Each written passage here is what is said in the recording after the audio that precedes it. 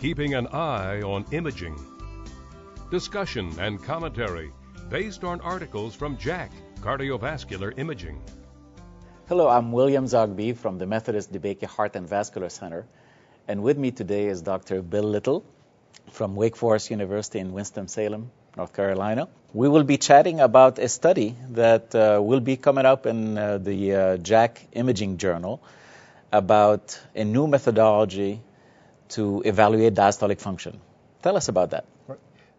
The color M mode provides a spatial temporal map of the velocities along a scan line from the left atrium to the left ventricular apex. Looking at this in early diastole shows you how flow propagates into the left ventricle. The conventional way to analyze the color M mode is to use the aliasing boundary to map out a isovelocity contour, and then to take the slope of this contour as it moves from the mitral annulus to the apex of the left ventricle provides a measure of the propagation velocity. Normally, there's a rapid propagation velocity. In patients with diastolic dysfunction, the propagation velocity is reduced.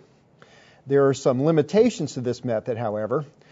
In looking at the velocities, frequently there is not a single propagation velocity. In fact, the velocity may suddenly slow as the blood enters the left ventricle.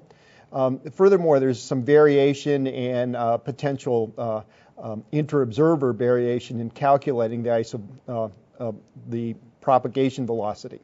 So we looked at this in a slightly different way. We used a quantitative algorithm to reprocess the data. We looked for the objectively established the isovelocity contour. And what we found is that normal filling is characterized by a rapid initial velocity of propagation that extends about 3 centimeters into the left ventricle.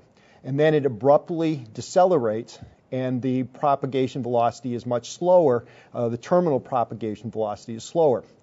What we found is that patients with progressively increasing levels of diastolic dysfunction, that not only is the initial propagation velocity reduced, but the distance in which it propagates into the ventricle is reduced. So the deceleration point occurs closer to the mitral valve.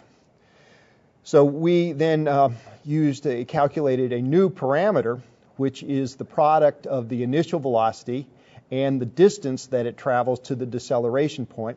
And we term this the VS, which is really a measure of the strength of ventricular suction. And we found that this new parameter performed better than the conventional propagation velocity in identifying patients with diastolic dysfunction.